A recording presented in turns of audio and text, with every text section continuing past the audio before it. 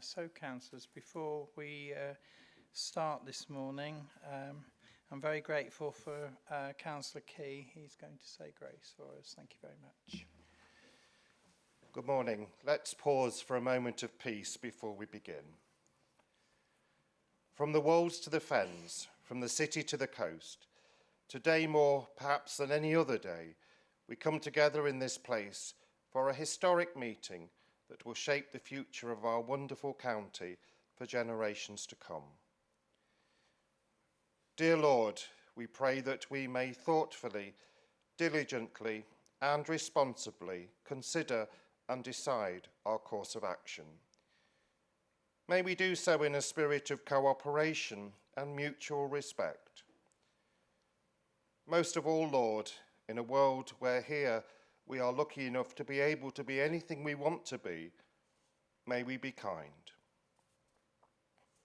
And in this period of Lent, as we look forward to the celebration of Easter, our greatest festival, may we be mindful of the suffering of Jesus on the cross, suffering that so many of our fellow men and women know only too well in our troubled world today. May they know peace. And let's conclude by joining together with the words of the Lord's Prayer. Our Father, who art in heaven, hallowed be thy name. Thy kingdom come, thy will be done, on earth as it is in heaven. Give us this day our daily bread, and forgive us our trespasses, as we forgive those who trespass against us. And lead us not into temptation, but deliver us from evil. For thine is the kingdom, the power, and the glory, forever and ever. Amen. Thank you very much, members, and thank you very much, Andrew Key.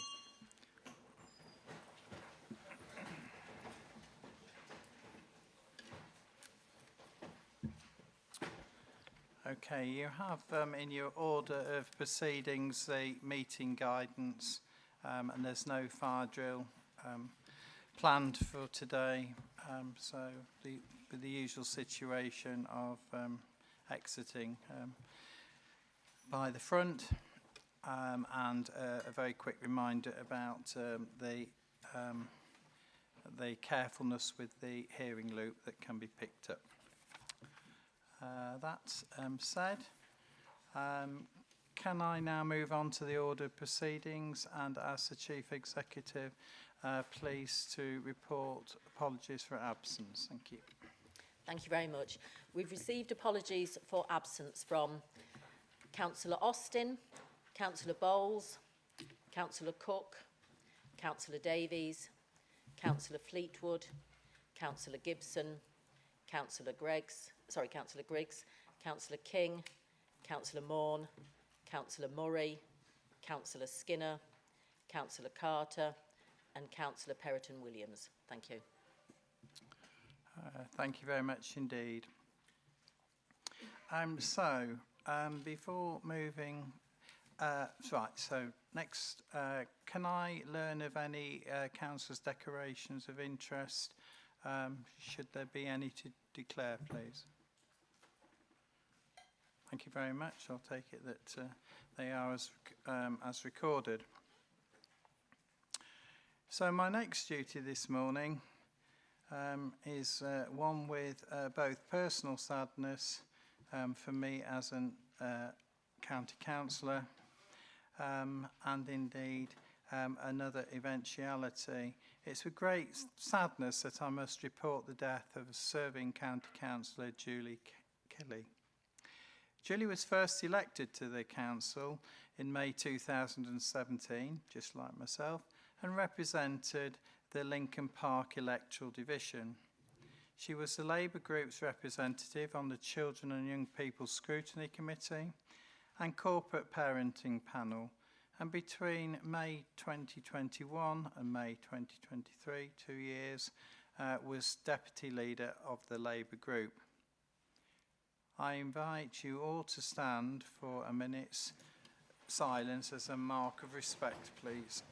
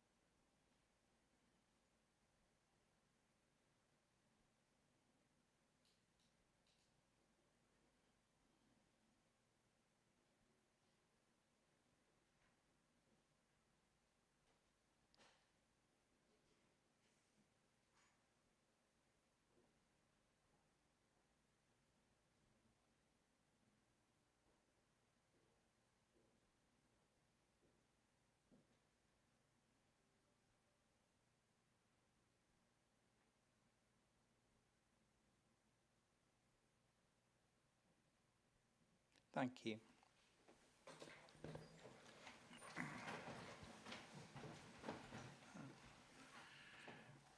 So this event has been very recent, and there's obviously some extreme tenderness for the family, which we've sent our condolences, but I understand that May's a long time away for full council, and so I'd therefore like to now invite Karen Lee firstly, because I know she'd like to say a few words.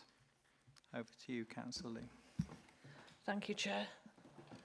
I have written it down because I didn't trust myself to do it properly otherwise. I think it's hit me today. Well, I'll come and help you if it's necessary. I'd like to take a few minutes to pay tribute to our friend and colleague, Julie Kelly, who's died following a short illness. Julie was first elected to Lincolnshire County Council in 2017 to represent Park Ward, and she was re-elected again in 2021. Julie's area of special interest was children's services, and she made regular contributions to the scrutiny process at Lincolnshire County Council. She was also really passionate about education. Earlier on in her life, Julie had taught economics, and she was the head of department at Robert Pattison School. As a local councillor, she was part of many community groups and the local neighbourhood board and lots of things that went on in Park Ward. She was a familiar face at Sinsel Bank. She often took part in the Saturday morning local litter picks, and during the recent flood she donned her wellies and she went down to help residents who'd been hit by the flooding at Sinsel Bank. I think Debbie might remember she was ringing us to try and find out where to get all sorts of things, and she was right in the thick of it there. Even then she looked quite frail. I remember she'd got her wellies on and I saw a picture and she looked frail then. But I want to speak a little bit too about Julie as a person, because she was a friend to many of us and she'll be very sadly missed, and I say a friend who was cross-party. But before and above all else, Julie was mum to her daughter Alex, whom she was incredibly proud of and had huge love for. But as a woman herself, Julie was very bright academically and she was full of fun. She loved a laugh. She enjoyed a good day out too, and I'm told by Judy Renshaw, who was possibly her greatest friend politically within the Labour Party, she really enjoyed her trip to Buckingham Palace, and the process of choosing her outfit took quite some time. The dress was easy, but the handbag and the shoes took much longer. Julie was a keen cook and a talented gardener. She was really good at knowing, in my garden I just plant things anywhere, but Julie knew exactly what to put where, and it just looked amazing, her garden. She was brilliant at knowing exactly where to put which plant and where it'd grow. And she was also someone who excelled at cross-stitch. Judy told me she created some really beautiful tapestries. Within our local Labour Party, she was a regular supporter at Grafton House, and she often helped with food preparation for functions and things like that, as well as donning her marigolds to help with the cleaning. She'd do anything really to help out. Personally, to me, I got to know her in 2015. We used to go out for meals. We used to go to the cinema. I had a really strong personal connection with her. It faded a little bit when I went to London, but we did make it back up again and see each other again when I came back. But she's just going to be missed by so many people. I've had so many requests from people saying, where do we send condolence cards? And, we'll really miss her. And if anyone wants to know today, Debbie's kindly agreed that they can come to Lincolnshire County Council and Debbie will pass them on. I want to say as well, I've been approached by half a dozen people this morning to say that they're so sorry to hear the news about Julie, and I really, really appreciate that. Thank you. So I'm just going to finish by saying thank you, everyone, for your kindness, and just do keep Julie in your thoughts and in your prayers. Thank you. Thank you very much indeed. Councillor Marion Overton. Thank you, Chairman. I would like to add tribute to Julie Kelly. I served with her on the Adult Scrutiny Committee, so I saw her work at first hand, very incisive, very checking on the detail to make sure that the points were right, and very determined to stand up for local people to get the best outcomes for residents, both throughout the county, but in her area too. She was in touch with local people and was often able to bring forward examples where residents were suffering a particular difficulty, and where she was therefore drawing on the council to make changes in the way we were implementing our policy to make sure that it supported local residents directly. She was a great friend. She was very, always keen to listen, always bright, always chirpy, I would say, always bright and keen and interested, and really solid in her integrity and determination to serve and to get the best for her residents. Thank you. Thank you very much indeed. Councillor Jackie Brockway. Thank you, Chairman. I was lucky enough to get to know Julie quite well because we discovered in one of our chats that we had some mutual friends. And as you do, when you've got mutual friends, you go and have a lunch together and explore that friendship. She was an incredibly intelligent woman, one of the kindest hearts you could ever wish to meet. She certainly, I would agree completely with what Councillor Lee said, she managed to transcend party and she was happy to be a friend to everybody. She worked hard, she had significant economic knowledge which was able to contribute to her work.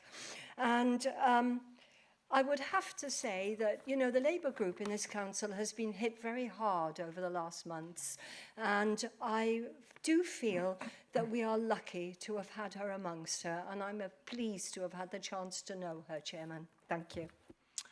Thank you very much. I do concur with you, Councillor Jackie Brockway, in that it's as if there's a shadow of the late Rob Parker that we're talking about as well, isn't there? Can I now call upon Councillor Rob Kendrick, please, who would like to speak?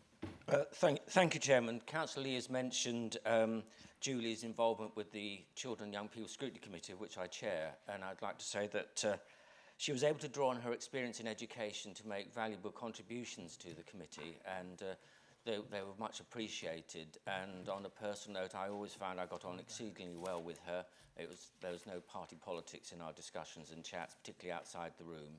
And I'd like to send my condolences to her family on a very sad loss for all of us. Thank you, Chairman. Thank you very much. Councillor Stephen Rowe. Thank you, Mr. Chairman. As chair of the corporate parenting panel, I just wanted to acknowledge the contribution that Julie made to the panel. Her interest in children and education made her a valuable member of that. And again, pass on my condolences to her family. Thank you. Thank you very much indeed.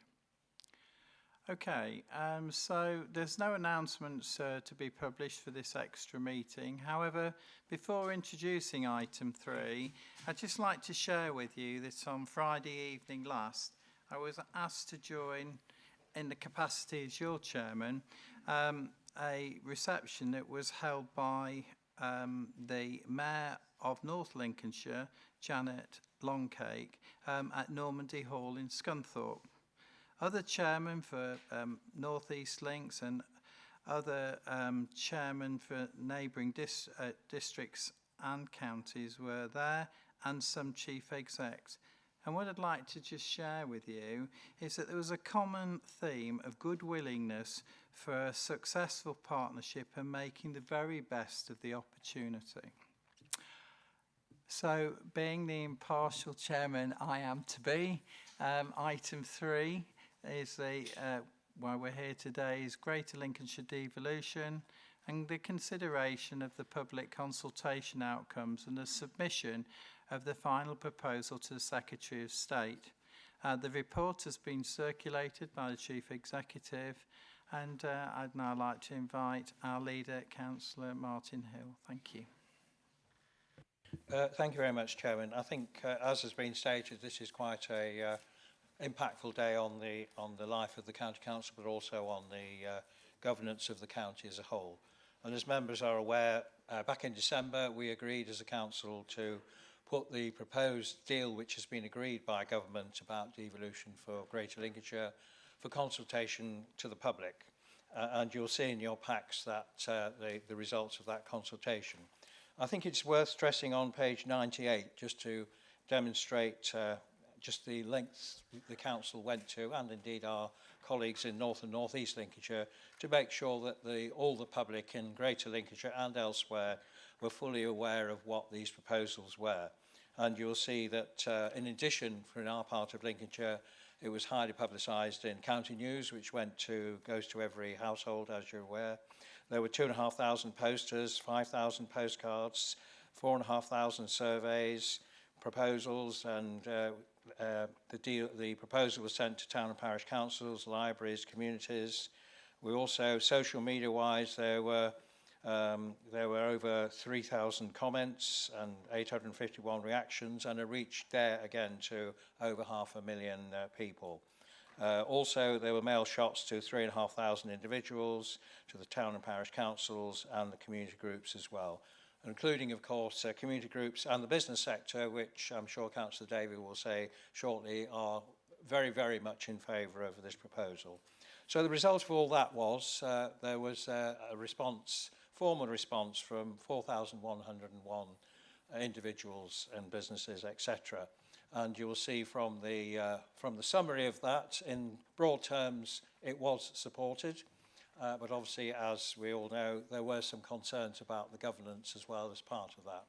So just to remind members where we are with just what the deal is about, as we've seemed to have discussed it for a long, long time now, that it is about having more devolution for Greater Lincolnshire, preserving the integrity of Greater Lincolnshire on the national stage, because whatever the next government is, it's quite clear the devolution agenda will carry on. And also in terms of any government will want a single point of contact if they grant devolution powers to any particular area. So that is a non-negotiable deal.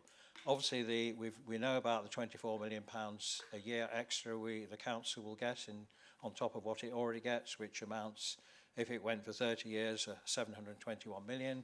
We get more powers over adult education, in terms of do that, and obviously also in terms of we get more say over infrastructure and other matters. And most importantly, we would be one of the handful at the moment, double figures just, of those areas which have a devolution deal. That's all the positive side, and it is quite a strong positive side, which is why the council, I don't think without objection from memory, and I think that's the case, actually agreed to put this out to consultation. Of course, we are also all aware that the deal does require, and that's a requirement of government, for us to have a directly elected mayor. And we can't have the deal without that. So that is why the consultation was put out in the way it was, because to make sure that this is a package. And today we have a choice. You know, there are some benefits. I think majority of people in this room and probably in Lincolnshire would probably prefer not to have a mayor. I think we're all in that place, but that's not the choice given to us. And probably would say, like a lot of stuff that comes out of government at the moment, it is quite a bureaucratic setup. So those are I say it's not all positive, and I say I've not been in this chamber where I've ever had a decision which there aren't any disadvantages. So there are some issues there which are to be put in the mix. So I think for us, and in terms of whether we want to be at the forefront of the devolution agenda, or we sit back and wait for in a few years' time to be told what we're going to get, whether we like it or not, you know, and we might find Lincolnshire being part of some East Midlands setup or something. So I think that's the choice before us today. The consultation is probably one of the best returns that has been in the country in terms of number of people engaging. So that's where we are at the moment. And I'll just conclude by saying, and oh yes, I ought to say also there was a very good debate over in scrutiny yesterday, which I thought brought out many of the issues, and I thought it was a very long and useful debate, and I thought that went very well. But I'll just conclude by saying the recommendations for today are on page 10 and 11 of your pack, and with that I'd move those recommendations. Thank you, Chairman. Thank you very much indeed, Leader. And is there a seconder? Yes, Councillor Colin Davey. Thank you, Chairman. I'm very happy to second, and I'd like to reserve my right to speak at the end of the debate. Thank you, Chairman. Thank you very much indeed. Okay, so opening debate. Councillor Phil Dilks, somebody you'd like to speak next? Thank you, Mr. Chairman. Thank you, Councillor Hill. I'm feeling deja vu. I've got to say, last time there were plans for an elected mayor with power over the 7 districts of our great county, I listened to my residents and those across South Kesteven, where a majority of those expressing a preference clearly rejected the notion of an elected mayor for the Humber to the Wash.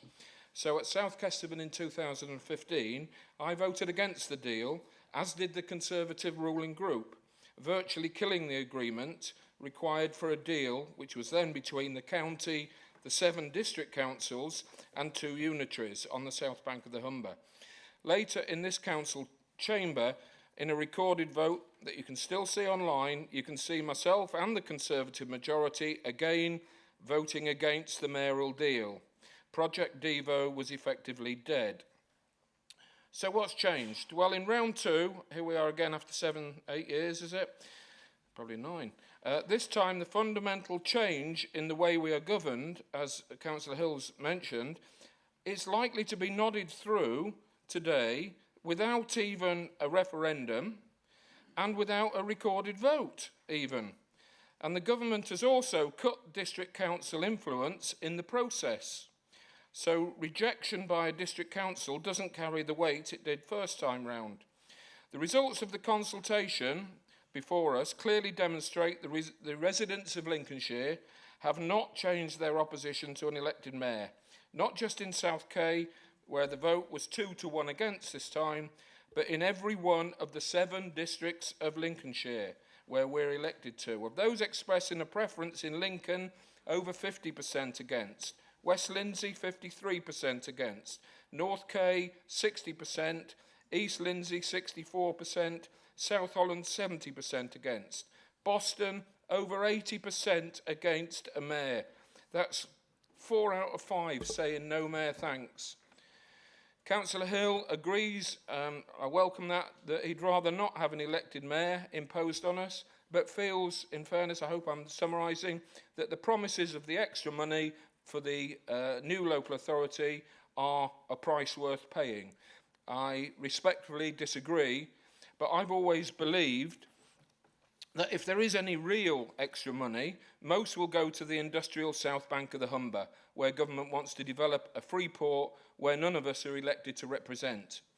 I agree with the Conservative MPs who argue that if there's extra money, we don't need a mayor to get it. It seems very undemocratic to me that we have a government willing to withhold investment in Lincolnshire unless we agree to this extra tier of government, a mayoral team, a mayoral office, all at public expense when finances are so tight. I thought we elected MPs to make sure Links gets a fair deal. I'm conscious of time, I'll sum up. I hope that we're all able in this chamber today to put people before party in this vital vote, which will determine how we're governed perhaps for a generation. We all know what happens at elections when they don't listen, when elected members don't listen to those they're elected to serve. That's why I'm voting with the majority of those across the county who've made their preference known and clear and have said no to an elected mayor. Thank you, Mr. Chairman. Thank you very much. Can I now call upon Councillor Kev Clark, please? Thank you, Chairman. On the consultation, not really a great response. 4,000 plus out of a 750,000 population. I will come back to the poor response, but on page 97 of today's documents, it states the 3 councils designed, implemented and monitored a programme of consultation, etc. Could someone explain to me then why Lincoln only had 1 public consultation meeting, but Grimsby had 4? Doesn't seem a lot of design went in there. In my local division, speaking to residents on the consultation subject, the replies were, why, are you going to take part in the survey? It was, well, it's a done deal anyway. Jobs for the boys, but echoed today's papers on the highest level of disagreement page 62, there's no need for yes, a mayor. No, not one person spoke against devolution. But the issue was the mayor, and by saying if you don't have a mayor, you don't have the funds, it's viewed simply as a bribe by the government. One mature resident asked me, where's the money coming from? We're after all these public service cuts. I replied, well, there's your answer. Either that or the government stumbled against a mysterious money tree at the bottom of the garden. At the previous full council, a motion was put forward simply to ask for the people of the county if they want a mayor. That was turned down by the council. It was a shame that the council couldn't listen to what was requested and put the full deal in front of the residents. And who knows, the answer might have been yes, but at least full proper consultation would have taken place. Thank you. Thank you very much. Councillor Karen Lee. Thank you, Chairman.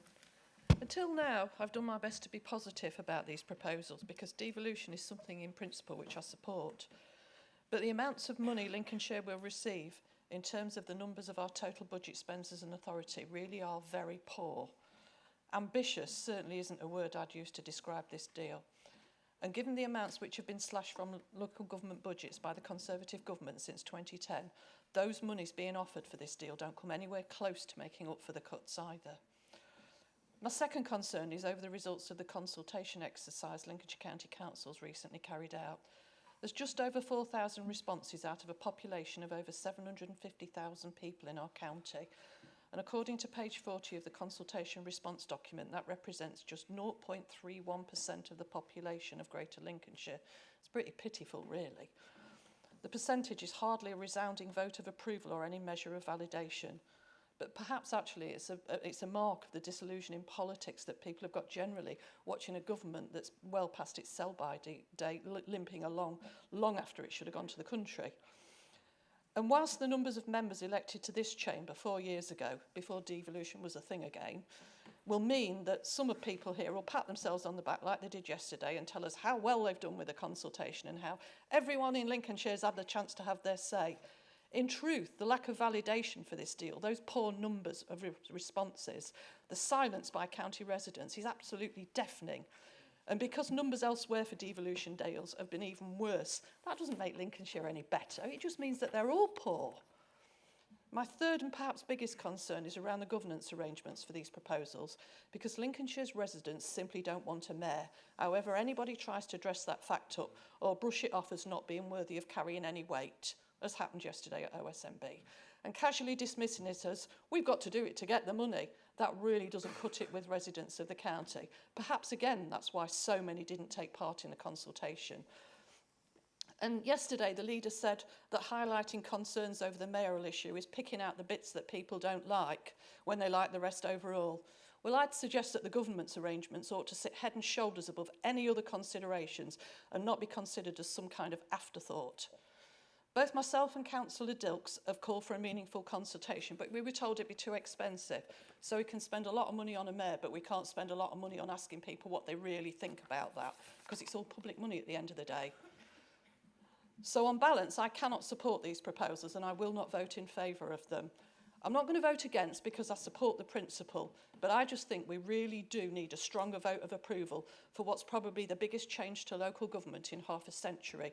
A much stronger support for how we use the public purse, because spending money on an elected mayor doesn't appear from this consultation to be what residents of Lincolnshire want.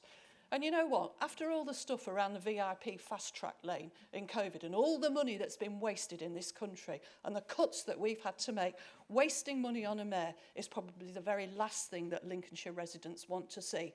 And if they really did want to see that, they'd have come out in much greater numbers and said that, and they didn't. Thank you. Can I call Councillor Sarah Parkin, please? Thank you. Thank you, Chairman. I'd like to thank Karen and Phil for their comments and really very much echo and endorse what has already been said. I don't think we can take extra cash for taking something that we fundamentally disagree with on principle, and that is the change to those governance processes. And I think we do that at our peril. I really, really do. I completely agree with Karen that the cuts that we have had in Lincolnshire cannot be compensated for by this extra cash, because the damage that has been done to our county over the years, cannot compensate for that. It just can't. But also, recognising that this will probably go through, we have, particularly those of us who represent rural and sparse areas, have an absolute battle to keep our funding for our rural and our sparse communities. We know that we face an uphill struggle for them anyway, at the best of times. And I think with so much focus on those industrial areas and potentially on the bigger conurbations, we have to really, really fight for our rural areas.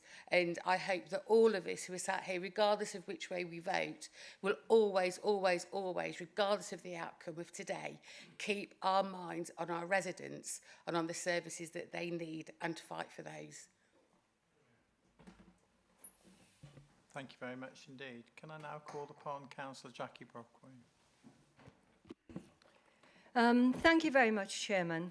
It is, I think, extraordinary when people do select bits out of a deal. Anybody who's done any negotiation whatsoever knows that it requires compromise.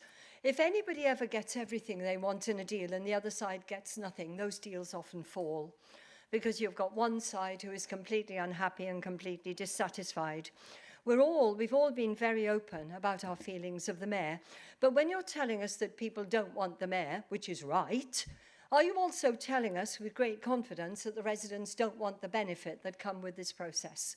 And the benefits are significant, and they are far-reaching, and they are cross-county, and they affect people going forward for years to come. Can you actually tell me with confidence that you have had a no from your residents for all of those huge benefits?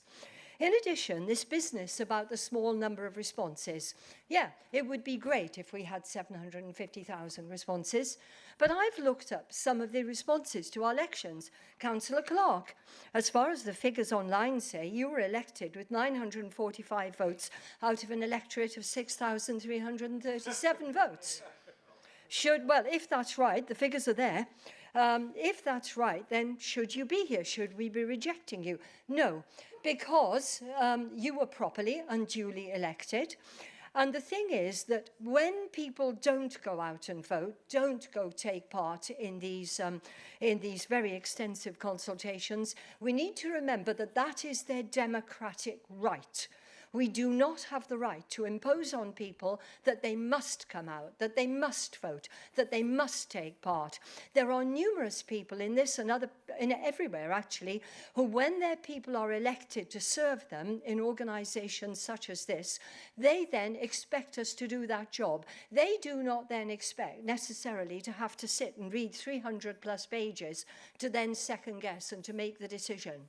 That's what we're here for, to serve in the best way forward that we can for our elections. So, cherry-pecking bits is not appropriate. When you're looking at something as complex and the overall benefits of this, you need to take a holistic view going forward. So I certainly will be supporting the proposal. Thank you, Chairman. Thank you very much indeed. Can I call upon Councillor Hugo Marfleet next? Thank you, Chairman. Well, it's like the old thing, isn't it? Doom and gloom, and, you know, at the end of the day, we've got a great opportunity. The mayor, having toured around the north and northeast of Lincolnshire on the consultation, speaking to people from all walks of life, actually, most people came in with the initial view of, do we really need a mayor? But actually, after discussions and chat, they all went away optimistic, smiling, and actually thinking, yes, that's perhaps actually a good idea. As for governance and things like that, you know what? This is the only time that people of Lincolnshire can actually vote for a leader. They can't vote for a leader of a council. That's all down to us. But actually, the people have their say. And their say is for a mayor. And the mayor's role is to improve economic prosperity and connect people together. And that is desperately what we need. Yesterday I was at the Food Summit in Nottingham, and it was actually invigorating to see their sort of growth plans and support for food. And I'm thinking, oh, we're meant to be the food bread basket and capital. Actually, we perhaps need to up our game a little bit more. Hence the Mayor's role to support these sort of bringing businesses together. But they talked about East Midlands. And on there in the East Midlands was Nottinghamshire, Derbyshire and Leicestershire. Oh, there was no mention of Lincolnshire. So actually it really does highlight, you know what, we're left out on a limb here, and it's actually time that we got on and ploughed our own furrow, as we say in agricultural terms. Just going back and looking at the likes of, this is about also change. Grimsby used to be the 12th biggest contributor of taxation to the Crown. Perhaps going back a few years now, its first mayor was in 1202. And not only that, it had, in its peak, the largest fishing port in the world. Today, there's hardly a boat that goes out there fishing. And we have to change. And this is what life is about. If we stay on the same path, we become stagnant. And actually, this whole devolution is about inspiration, aspiration, and connectivity. And this is a golden opportunity. And I think we sit and most of us on here actually are really quite for this. It's only some on the other side that are a little bit against. But you know what? There will be great benefits, and the governance will sort itself out. Give it time. And it's just not really a big issue, actually, because I tell you what, yesterday, 2 committees, 900 pages of reading. Do we need that? That's the sort of thing that chokes progress. So one man can start to actually take a lead on some of the areas that we really have sometimes struggled. Or woman, yes. Or it could be somebody else. You just don't know in this modern age.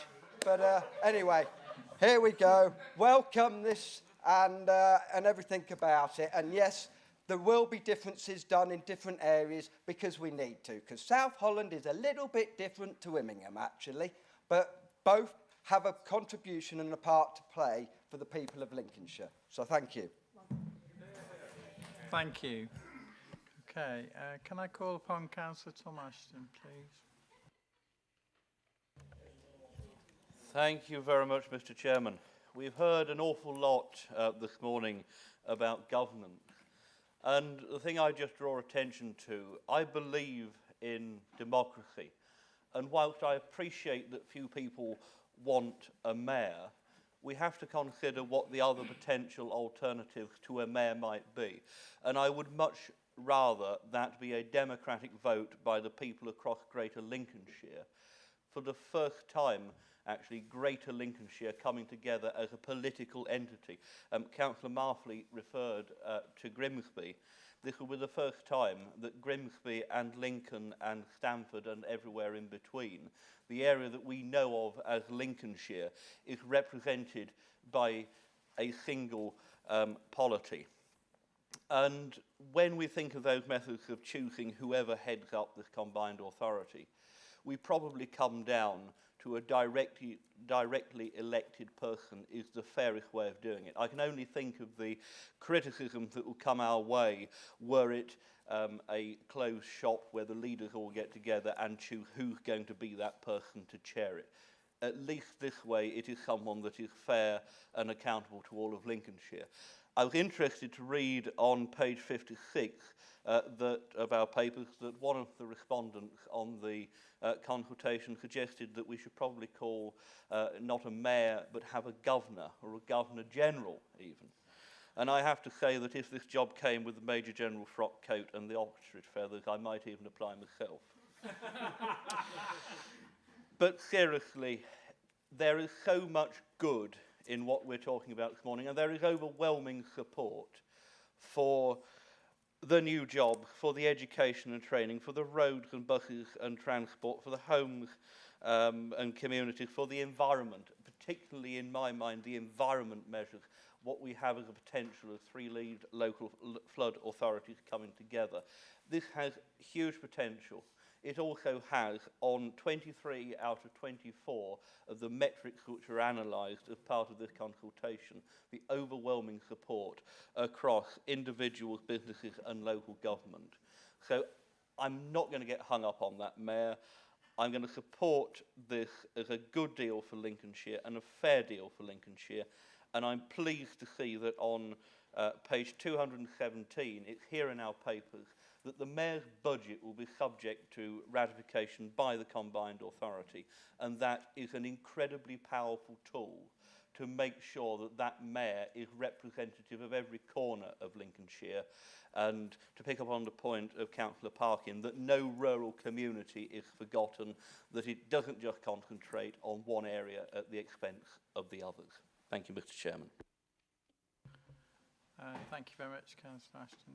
Can I now call upon Deputy Leader, Councillor Patricia Bradwell, please? Well, I have to say I wasn't going to get up, but I have been sort of pushed to get up because I just want to say, I mean, I have a huge rural division, so we are plagued with lots of things like potholes, and we've had lots of flooding because dikes haven't been done out and that. So, I mean, I live in a totally different world to other councillors in here. And to be honest, I've been talking to parish councillors when I've gone to parish council meetings, and to people who, you know, I go to certain things in my village where I live as well. And actually, when you do talk to people about the benefits that devolution will bring for Lincolnshire, and for me, mainly funding, because I think if, you know, we get a bit of a bad deal in Lincolnshire. So I think, you know, the more funding we can bring into the county, the more things that we can do for our residents. And I think that's key. I don't think that we should refuse this deal because of a mayor. As we've just heard from Councillor Ashton, you know, it's worth doing because I think the pluses are much better than the minus of what you're saying about the mayor. So I do think people of Lincolnshire, yes, there might be some, you know, people don't understand until you start to engage with them. And when we did the road shows around the county, I went to a number of them, and it was quite interesting when you got talking to people and you were explaining about what we wanted to see for the county and what they also wanted to get us to achieve. So I think this is the best way to go ahead. There's nothing else on the table, only as, you know, lobbying every year for more funding and that not coming through. So I think this is the best deal and we should all support it. We can shape it. I believe that, you know, everything that's wrote in this document, there's ways to shape things which will suit Greater Lincolnshire, and I will be supporting this today. Thank you very much indeed. Councillor Stephen Rowe. Thank you, Mr. Chairman. There's been a lot made about the low turnout of the consultation on this. Having been a councillor for over 22 years, what I've found is that I think I can count on one hand the amount of times when the residents have actually got heavily involved in something. And that's when they were against it, not when they were for it. When they were for it, they just tended to go, okay, looks right, let's get on with it. And I think this is very much what's happened with this consultation. I think that, yeah, they're maybe not happy with the mayor, but in general, the overall weight of it is in favour. I wrote down here, mayor, no.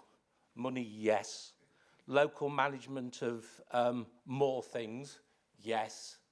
But the important thing to me, and this came out very early on, was protection of Lincolnshire, of the whole area. And I think this is one of those areas where we need to be involved in the protection of Lincolnshire. It needs to stay as one county. They tried to muck about with it before. It came back again. So I think this is a big, important part. Thank you, Mr. Chairman. Thank you too. Councillor Richard Cleaver.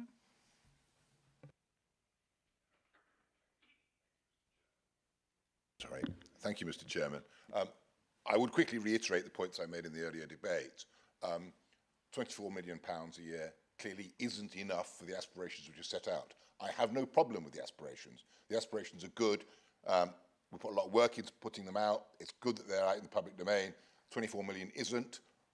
My concern is that we've adopted the wrong tactic by accepting the 24 million now on the expectation that gives us leverage to get more rather than holding out for a better deal. We can argue that till the cows come home. It's a difference of opinion. I accept that.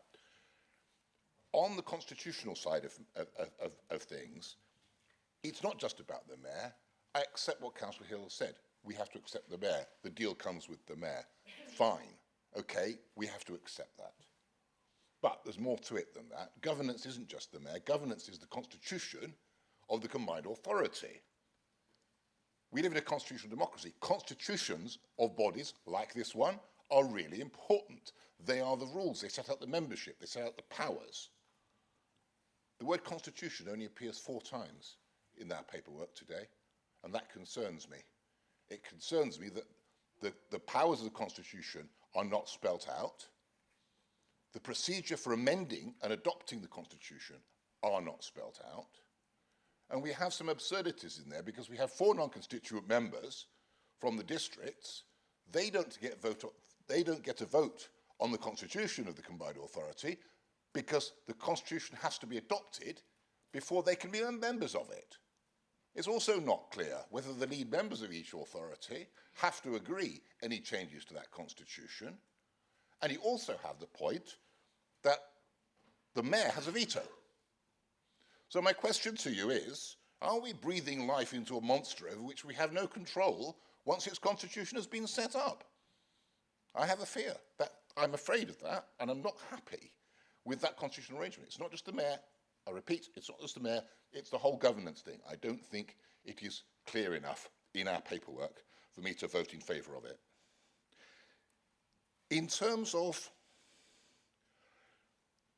again, the whole point about infrastructure and the aspirations and the spending of the mayor, if there was a political will to look after Lincolnshire and to put the investment into Lincolnshire, it would have been done years ago, and it would have been constantly being done by governments of both colours over the years. Are we now being told we have to wait another year for an elected mayor before anything gets done about the A1? Or before the rail infrastructure is improved? Is this going to be a delaying tactic? I hope not. As for the voice for Lincolnshire, we're actually muddying the waters here if we think the mayor's going to be a voice for Lincolnshire, because the combined authority spans 2 regions. Scunthorpe and Grimsby aren't in these Midlands. They're in Yorkshire and Humber. So how can a mayor be an extra strength as a voice for Lincolnshire? Our MPs should be the voice for Lincolnshire, and that's a constant, or we know, I think everyone in this chamber believes that they're not as strong a voice as they should be. But I've made my point, and I'm afraid I can't support this as it stands. Thank you. Thank you. Please, can I ask Councillor Mary Overton? Thank you very much. I am so disappointed to see this back on the agenda when we previously voted against it with the same kind of consultation response. Now we have well over 50% of people have voted against this mayoral authority. If you look at well over 50% of the people who made a choice voted against it. And the figures I really don't like to do this, Councillor Overton. You're not correct there. 49% of people voted against the governance. 49% isn't a majority last time I looked. We'll take that as a point of information. Yeah, thank you, Phil. And another point of information. If I may, Mr. Chair, it is absolutely clear, as I said in my speech, I agree we can differ on this, but if you look at the, I think it's page 54, it lists what each people, what the votes in each of the authorities, and it is there's only one. If you take out the don't knows, those who expressed a preference, are clearly in the majority of saying no to a mayor in every part of Lincolnshire, in all 7 districts. The only, just in passing, the only place that has actually voted for it is North East Lincolnshire. Thank you. Can I just, Okay. It's absolutely true. You need to clarify this, Chairman. Page 77 is quite clear, and you can't, as Councillor has been said, you can't just presume people who haven't participated automatically go into the no column. 49%. I didn't say that. On page 77, I never said that. I said those who have expressed a preference. No, I'm saying, well, that's not. That's a different argument to which Mrs. Overton We was are making. moving away from points of order. Now then, Councillor Lee, you have a point of order. Thank you, Chair. I'd like officers to confirm if people are allowed to interrupt when speakers are speaking. This happened to me at a committee recently. The chair started to speak over me. And I would understand that there is a protocol that chairs or people do not interrupt or speak over people. So I would ask for clarification from officers if people are allowed to do that or if they have to wait till that speaker has finished. It's really bad manners apart from anything else. Okay, I take the point. You can have the clarification, but also it is actually in your green pack as well, under council meetings, intervention in debate, under 1.1b, and indeed under 1.1a as well. Thank you. That is the clarification from the Chief Executive. Now then, Councillor Marion Overton, I think we sort of stopped you in mid-flow. I apologise. Can we listen again? Thank you very much. Perhaps you'd like to start the clock again. That was very confusing. No, we'll continue it. So the point is that the majority of people who expressed a preference voted against, and clearly against. And on the table in front of me, I have 40% who strongly disagreed. Now that means that is actually quite similar to where we were before. This is not what local people in Lincolnshire want.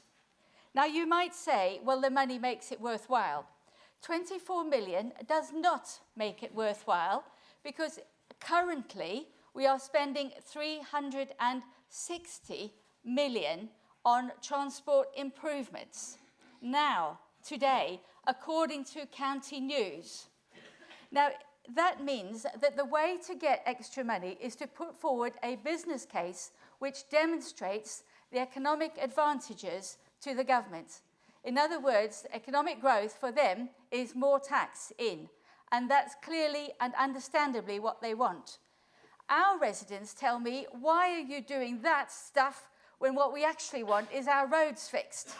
What we really want is that money in our local services. The amount of 24 million it does seem a lot, but compared to what we need, it's tiny. We currently, on our current budget, is 1.6 billion, 1.6 thousand million. So 24 million is a relatively very small amount. It does not do any of the things that are in that document. You'd never get anywhere near all of those things. All of those things in the promise are in our council business plans because it takes a whole 10 councils to produce all of that. And that's why it's in there. It's what we are already doing with our current budgets. And I think the last point I'm going to pick up is to say about the future. You know, sometimes people say, well, it'll get better in future. No, it won't. Once you're on the hook, once you've got a mayor, what else do they need? They've got you where they want you. It's foolish to go down this route. It seems foolish to me to go down this route. It is a mistake, and this is the Devo deal is the worst damage to our democracy in living memory. The debate today is for this decision, and just 3 people after that. That shows you how they're going to treat us. And to finish the sentence, because I know I'm short of time, it's an additional layer of democracy. It takes powers from the county council. If you look at the transport plan, that's going to be there. The money that's coming is on a bid, which is the way we do it now. In all fairness... So to finish, it puts too much power in the hands of a few unrepresentative people. Thank you. Okay, thank you very much. So, Councillor Tom Dyer, please. Thank you, Chairman. Never did I stand in this chamber with the intention to try and bring down the intention, to bring down the tension. So, first of all, Chairman, I'd just like to put on record my thanks to the officers that have been involved in putting this devolution deal together.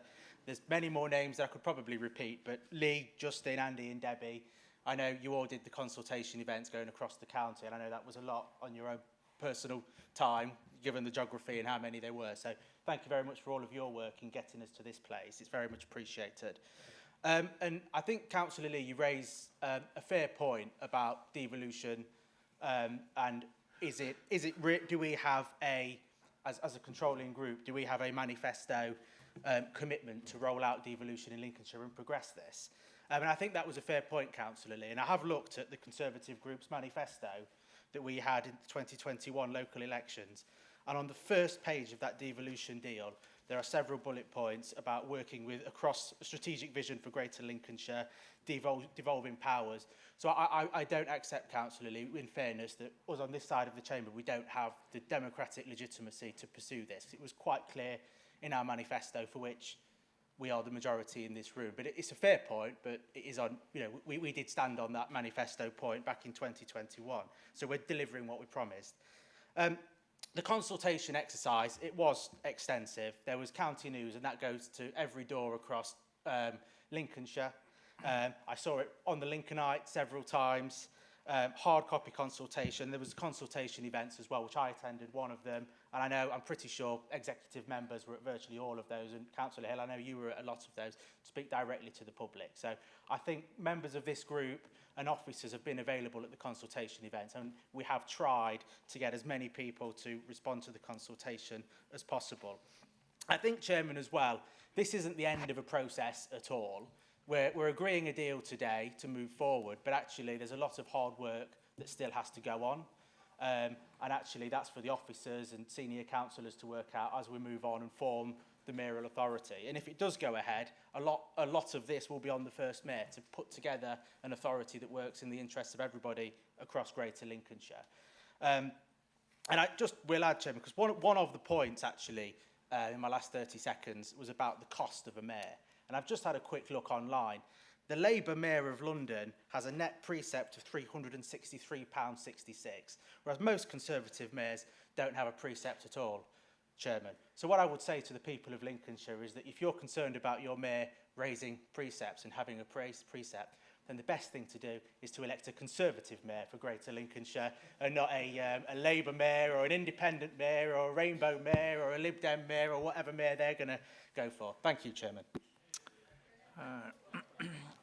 Thank you, Councillor Dyer. I think the other thing that we should remember within the consultation is that all of us within our divisions, all of us as councillors, were asked to be as wide and as expansive with the message for devolution through our parish councils. And I'm sure most of us, indeed, I would hope all of us actually did that. So, Councillor Ashley Baxter, please. Thank you, and thank you to Councillor Dyer for bringing down the tension and looking for the kind of dove of peace across the chamber, as ever.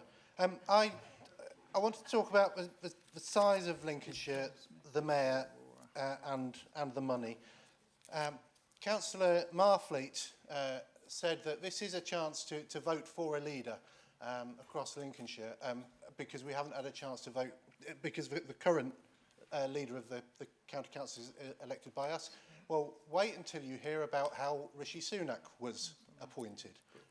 No election, no nothing. But his time is coming.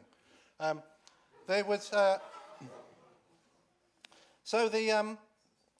you'd prefer not to have a mayor, Councillor Hill.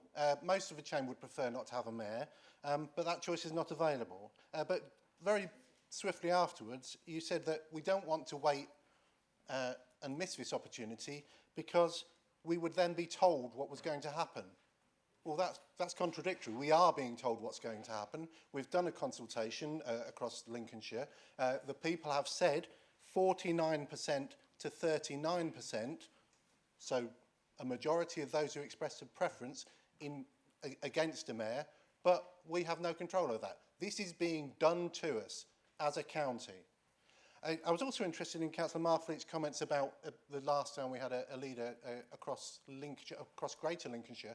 I wasn't there in 1200, and I don't have this historical experience that some of the people in the chamber do. But I don't know if we've ever had a leader across Lincolnshire. That's the whole point of the Wapentakes. The Lindsay and Holland and the other one, Kesteven. How could I forget Kesteven? I need that off the time chair. So Lincolnshire has always been too big to be as one. So why are we suddenly accepting that we can, from Scunthorpe to Stamford, be controlled as one by one individual elected by a minority of the people in the county? So we don't want a mayor. We agree we don't want a mayor. The money is derisory, really. We should, as Councillor Cleaver says, we should be waiting out for a better deal. We are not in the vanguard of mayors. We're not going to get an Andy Street or an Andy Burnham. And many mayors are trying to give it back. There's a guy in Derbyshire that's standing, I think, for reform and saying, I'm going to stand because I want to abolish the mayorship. And finally, the time of reckoning is coming for the Conservative policies, and this might be Michael Gove's idea. You might be whipped in order to vote this through, as happened in South Kesteven, I understand. But really, this isn't going to last long. This Conservative government isn't going to last long, and I wish we had the opportunity to throw it back to the government and say, let's have some proper devolution. We're actually taking powers from the top to further down, rather than taking powers away from what is Lincolnshire to Greater and sending them up to Greater Lincolnshire. Thank you. I'm completely against this. Thank you. Okay, can I now call upon Councillor Tom Smith, please? Thank you, Chairman. And before I begin my remarks, just a point of clarification. This deal does not take power from this place or any district council from it. It does not go up, power comes down. So let's get that fact right before I start. Chairman, I sit on Transport Board for the North, and I am tired when I go to these meetings and Andy Burnham and all these other people who have these combined authorities. Oh, I've managed to get so many million for this transport initiative. I've managed to do this. I've managed to do this. And I sit there in Lincolnshire on behalf of Lincolnshire and I think, why are we always the bottom of the pile? Now, Councillor Baxter is right. I don't want a mayor in the ideal world, but we don't live in the ideal world. In the ideal world, there would be no war, there'd be no famine. We do not live in an ideal world. We live in a world of reality. And the reality is, if we wait, we will have something imposed on us, as the leader has said, and it's likely to be an East Midlands construct because that is the premise of what the Labour government tried to bring before the Conservative government was in power. If we get an East Midlands construct imposed on us, we will be even lower down the pecking order. Is it perfect? No. But this is the opportunity. This is the first deal of many. Manchester's on deal 6, deal 5, and they've had millions and millions put into them. This is an opportunity for us to be at the table, at the head of the table, at the top table, to say, we want our fair share, we want our residents to be represented properly, and ultimately, for the combined authority, for whoever sits on it in Lincolnshire, they will have to come back here and answer to us. So it's not a one-way street, because if we're unhappy, things can be sent from here, upstairs, and this is the best option we've got on the table, Chairman, and we should proceed with it on behalf of our residents because they want the money. They don't want us to sit and squabble over governance because, no, none of us want the mayor, but we accept we're in the real world, and in the real world, you have to make compromises to get a better deal, and this is the best deal on the table, Chairman, and we should take it. Thank you very much. Thank you. Can I call upon, I beg your pardon? Yes. Thank you. Just the points that were made there. One was about making that nothing goes from this council into the new combined authority. When I asked about the transport plan, I understand that that will become the responsibility of the combined authority. Currently, we have representatives from right across the county looking at our own areas, making sure they're represented in there. This new body, new person who's making this new body is making decisions instead of the county council on that issue. Thank you. Okay. Can I now call upon Councillor Anton Danny, please? Thank you, Mr. Chairman.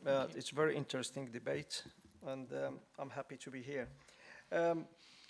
Yes. Yes, when you look at the money, yes, 24 million is not a lot of money. And how we're going to share it, who will have the priorities, are we going to deal with the police because we are the less funded probably police authority in the country? Are we going to use it for our roads, for our NHS, care homes, education? It's a lot of things that we have to tackle. And let's not forget that, for example, our school runs are, the price is getting higher and higher every time. So we're on 44 million. So where are we going to put our priorities?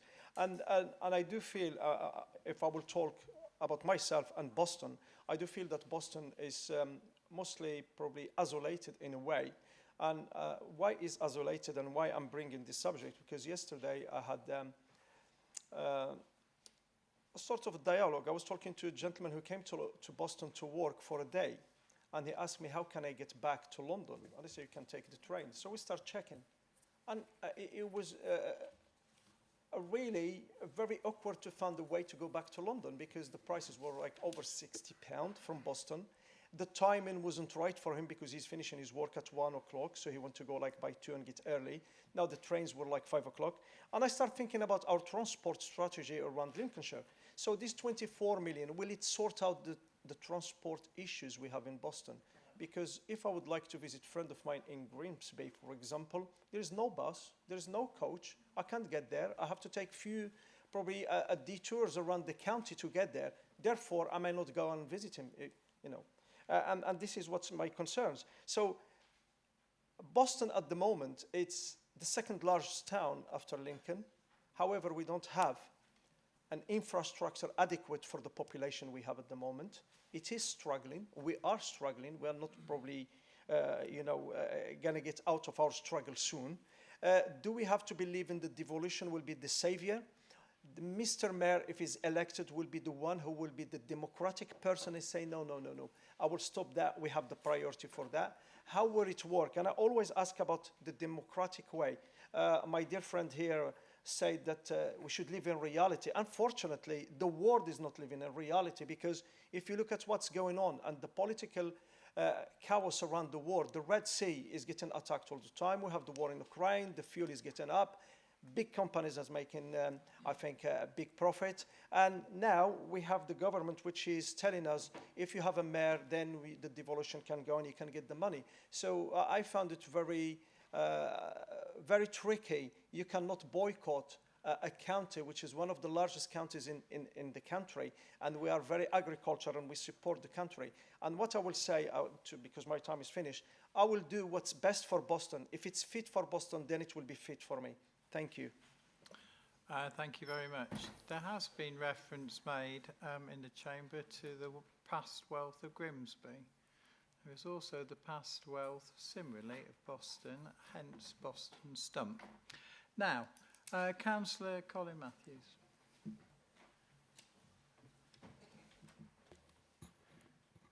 I just wanted to say that we're doing lots and lots of discussing.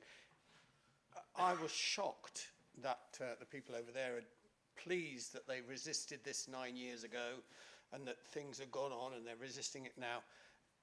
We're stuck. We're in a difficult position. This is the best solution. We should just get on with it and stop wasting time and then sort the problems out as they arise under the new arrangements.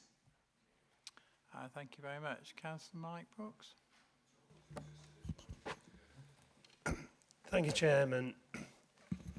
I support this devolution deal. I supported the proposal for the deal in 2016, I think it was, and I think this is a better deal, and I still support it now. I was a great believer in the devolution then, and I'm still a great believer now. We have to have a mayor now, as we did then. That's not changed. I thought it was a price worth paying then, and I still think it's a price worth paying now to have the extra money and powers to go with it, to decide for ourselves a lot of what goes on in Lincolnshire, and certainly more than we do now. I understand particularly the concerns that have been expressed around governance, particularly from a district point of view. And I asked questions yesterday at the Overview and Scrutiny Management Board and received assurances about this, that non-constituted members on the County Combined Authority could have representation on the scrutiny and other committees, those that are not fortunate enough to be non-constituted members on the CCA. So I found that heartening. It would also be possible, I was assured, to rotate representation from the districts on the CCA.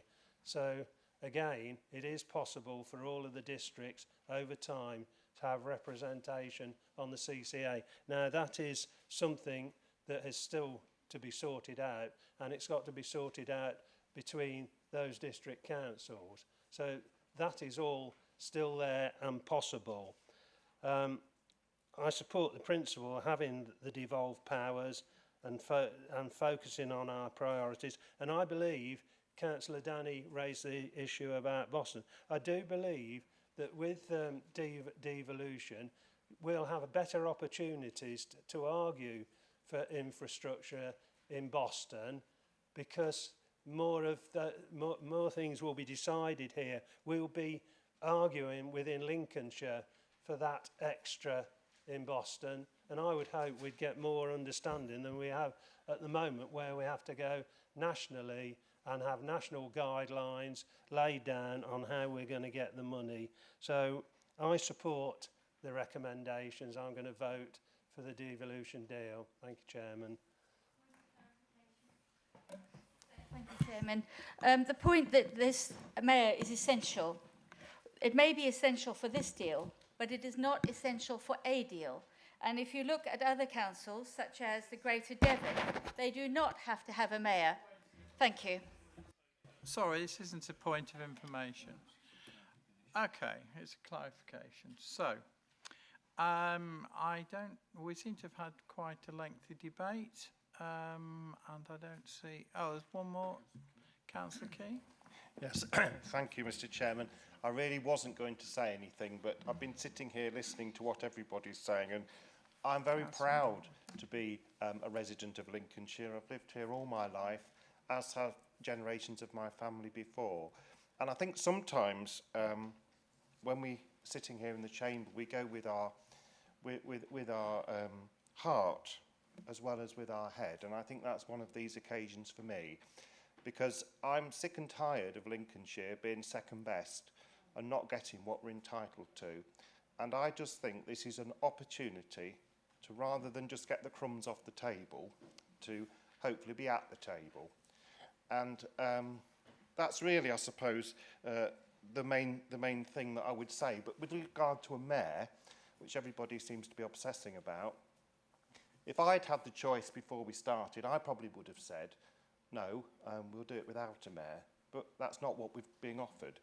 And I think we're a canny lot in Lincolnshire, and I trust the residents to make the right decision and get the right candidate to represent us all.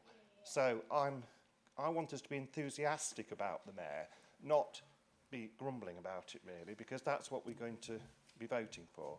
So I'll be supporting this, and I trust Lincolnshire people to make the right decision and select somebody who will represent every part of our county. Thank you. Okay, thank you very much. Councillor Mark Whittington? I'm drawing a close after this. Yeah, okay, thank you indeed, Mr. Chair, thank you for allowing me to speak. I think for me the reason why I'm in favour of this deal is because for the first time, I think, with historical references have been made, it's the first time really that the entire historic county of Lincolnshire can come together with a single political entity. We've already it's been referred to in the past, during the debate, that already East Midlands, Derbyshire, Nottinghamshire, Leicestershire are forming together. And historically, Lincolnshire's always been a little bit of an outlier. We're not really part of East England, sort of North of Suffolk. We're not really part of East Midlands. We're kind of, we've just been this sort of county, this big county, on the east of England. And actually, so I think it's really important that the County of Lincolnshire does come together under, under this combined political entity. But of course, this deal, okay, yeah, we have a mayor, we have £24 million, but Mr. Chairman, this is a tier 3 deal, and the requirement for a tier 3 deal is you have a mayor and a combined authority. This is not the end of the story. Reference has already been made to other parts of the country that are on other deals of extra funding have come their way. That's because they've already taken that step to become a tier 3 authority. They've gone through the gateway, and the gateway process is having a mayor, having a combined authority. It's not been a one-off deal with places like Manchester and the West Midlands. They've been further deals, but they've taken the step. They've gone through the gateway. They've gone for the elected mayor, the combined authority, and more money has come as a result of that. So let's not get ourselves too bound up with the amount of money that's on the table at the moment, because precedence has established that other parts of the country that have gone through this gateway, accepted the mayor, have had additional funding as they've progressed up through. Yes, Councillor Overton, other areas have negotiated deals without a mayor at tier 2, but they are limited. I'm sorry, you're shaking your head, but tier 3 and a mayor is a gateway to future deals. That is why I'm supporting this deal, because of potentially the incredible benefits that could come this way to Lincolnshire in the future. So this is a gateway. And let's just treat this as an essential gateway, something that we have to go through to get to more and more deals at higher levels. Thank you, Mr. Chairman. Thank you very much indeed. Okay, so Councillor Colin Davey, who seconded, reserves the right to speak. Thank you very much, Chairman. And I think this has been a very good debate, and I think it's been a positive debate. And I do reach out across the chamber. I understand the feeling against the mayor, and I had the same reservations as Councillor Dilks knows back then when we last discussed it. I've been a member of this council now for 19 years. We've had a lot of discussions in that time about fairer funding, the lack of government support for Lincolnshire. And, let's be honest, it's not about politicians in charge in London. We've had a Labour government, a coalition government, a Conservative government. It's the bureaucratic dead hand of the state that stops our country moving forward, stops our place moving forward. We all know it, and we shouldn't be scared to say that. I've worked closely with the business community since 2013. The business community is wholly in favour of this deal. They are very supportive of it. And I'll tell you why they're supportive of it. We've created, as politicians, the environment for people to invest, for businesses to grow. The state does not create jobs. Councils don't create jobs. Businesses use their equity to invest in the future. We've created a great environment here, but we now need to actually take the next step of making sure that businesses can continue to invest and continue to grow in our county. And I think this deal is the only opportunity that we can have on the table today that gives us a chance to shape the future. And let's be clear, it's been said by others, if we aren't in a devolution deal before this general election, what comes after, God only knows. And we will be told what we're going to get, quite clearly. I'm a son of the Lincolnshire soil. I believe in the historic county. I believe in the Humber to the Wash. I believe that greater number of people, that greater economic generator of wealth that government will understand, whoever's in charge, is really important. We've set the stall. Councillor Marfleet mentioned it, food and agriculture. We are the breadbasket of the nation. There's a lot more we can do in driving that message forward. We've got the ports, we've got opportunity, but we need to make sure that we've got a voice for that. And I'm very clear. Governance is important. I want to make sure that when this deal goes forward, which it should, that every part of Greater Lincolnshire is heard. And, I think the district leaders have a responsibility to rotate. So every part of Lincolnshire is heard by the mayor on a regular basis. It's No one gets left behind that way. And as you know, democratic process, you elect a mayor, that mayor will be accountable, not just to the combined authority members, but to the people of Greater Lincolnshire.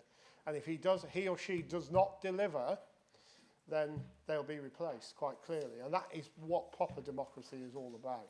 So we should support this with our eyes wide open and use it as a stepping stone for the future, but make sure everyone's engaged with it and we are inclusive about that process. Thank you very much indeed. Can I now invite our leader to... Yes, I'll quickly just run through some of the points that have been raised, Chairman. First of all, it was stated that the mayor or combined authority will have power over districts. That's not the case at all. They'll have no power over the districts. There are no district powers. Unless the districts choose to do so, they cannot be told what to do by the mayor, as indeed nobody else can. And I think the misunderstanding is sometimes the mayor will be bossing everybody about. The mayor's job is to be chairing effectively a joint committee for Lincolnshire. So I think that is, I would dismiss that. I won't go back too far, but the mental arithmetic to try and pretend that 49% of those participating in the consultation suddenly becomes a majority is quite impressive, but it doesn't hold water, does it? Because for the reasons being stated, that assumes everybody who didn't participate suddenly was going to be against it. I think Councillor Rowe was quite correct. Most people either were acquiescing or frankly he said, well, just get on with it. So I don't think this argument holds, that there's a mass of people out there who we are defying, if you like. Councillor Kev Clark mentioned about Lincoln. We had a lot of consultation events around the whole county, most of the urban areas, and Lincoln was one of those. I have to say Lincoln wasn't particularly well attended, unfortunately, but that's how it goes. Meaningful consultation, I think somebody said there wasn't a meaningful consultation. I don't agree with that at all. Thought that was explained quite clearly, all the stuff we went into to make sure that people were aware. Money to Humberside, again, the evidence is what's happened so far with the Greater Lincolnshire LEP is that the money is actually very evenly spread, and actually we gain from that. But I can tell you what will happen if we don't go with this deal and sort of cement south bank of the Humber into Lincolnshire. A new government will actually pour money into Humberside and not into this part of Lincolnshire. So I think there's sort of bigger issues to talk about there. Somebody said we should have held out for a better deal. This is the best deal that's been around, actually, to be fair. We did hold out for a better deal, and we got a better deal, a much better deal than the one that has been agreed in the East Midlands. So we did hold out, and as somebody also has said, this is just the first step to a progress where you get more and more once you've entered into the process.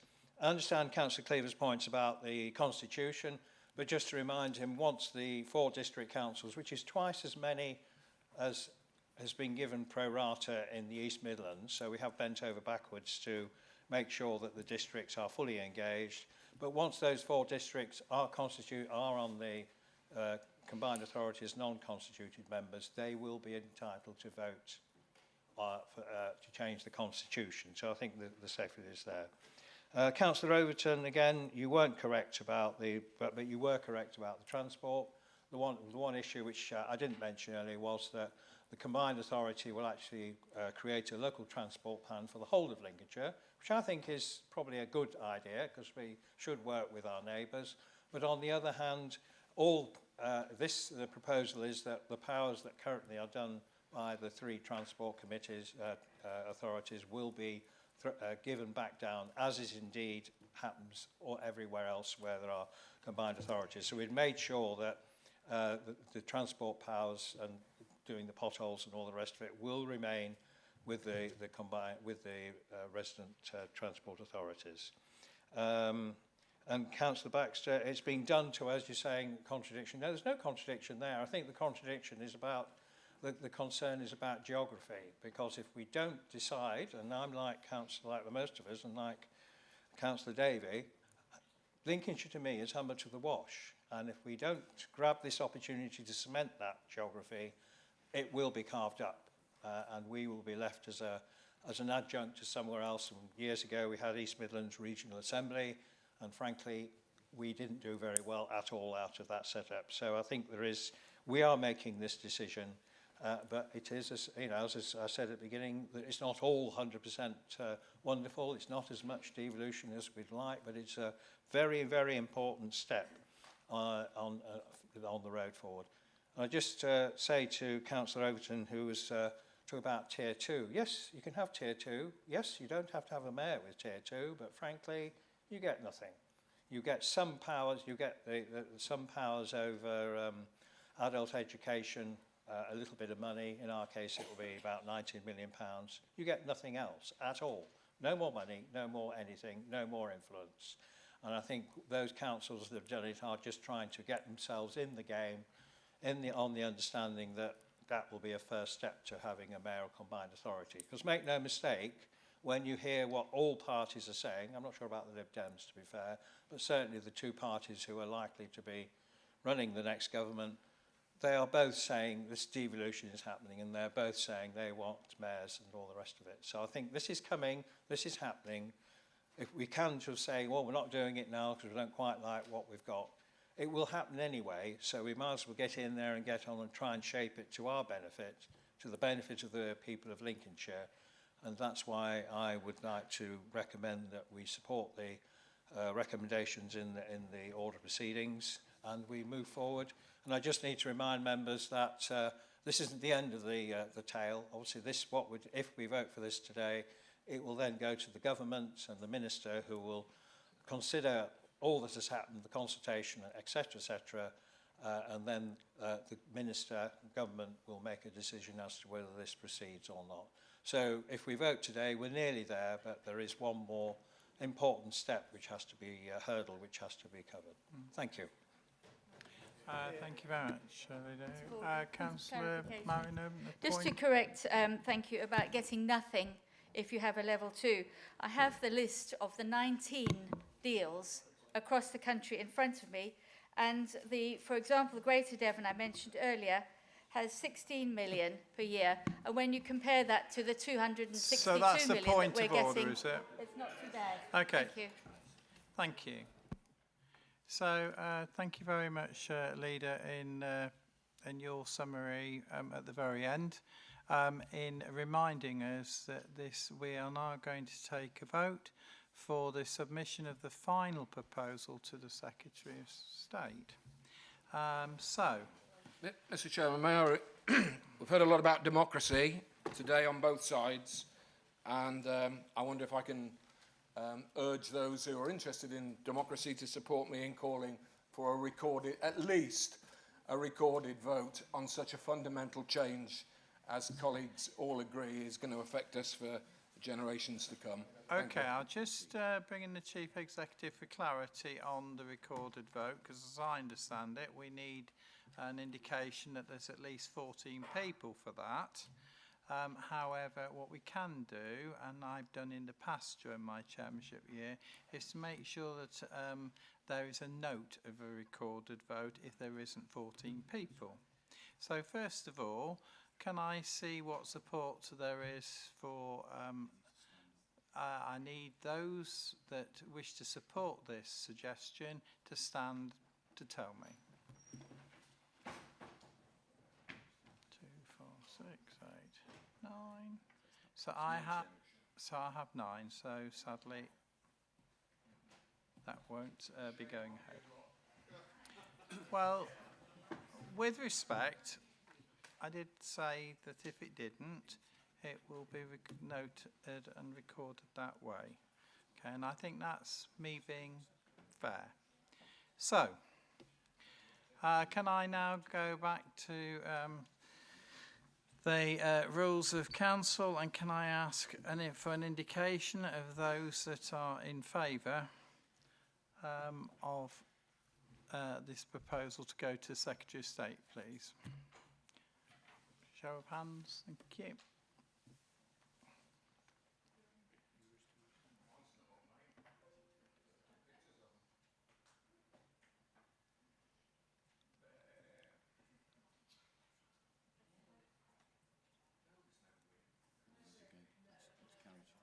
Please. No. With that? Okay, so I have 37 in favour at the moment. So have I got any saying that they are against? I have 5. And any abstentions? 3. 4, beg your pardon. I can't. Thank you very much. Gentlemen. Okay, so that motion... I beg your pardon? I didn't manage to count how many had abstained. Oh, right. Chief Executive needs clarity on those that have the abstentions. Can I please ask them again? All right, so I've got 3 at the moment. 4, yes, I've got them. Okay, and I understand Councillor Baxter, you wanted to speak? Thank you. The debate is over. I will allow 1 moment. I'm just asking that my vote against be recorded. Yes, I have that. Thank you very much indeed. Right. Mine, Mr. Chairman. Yes, I have those. Yes, I said I would have them noted, and they have been noted. And mine, thank you. Yes. Chairman, can Thank we you. make sure that the abstentions are recorded as well? Yes, if you want it. We know exactly who the 4 are. Thank you very much indeed, councillors. Thank you. Enough. So, I'm wishing to conclude the meeting. Thank you. Sit down. Councillor Baxter. Chair, you've said that you're recording the votes against, and you are recording the votes of abstention. Are you also recording the votes for? No, because it wasn't asked for, and it's clearly covered, and you don't have the numbers. So, please. So that concludes today's meeting. Thank you very much indeed. Before I depart from the chamber and ask for a mark of respect that that happens in an orderly manner, I understand that the recording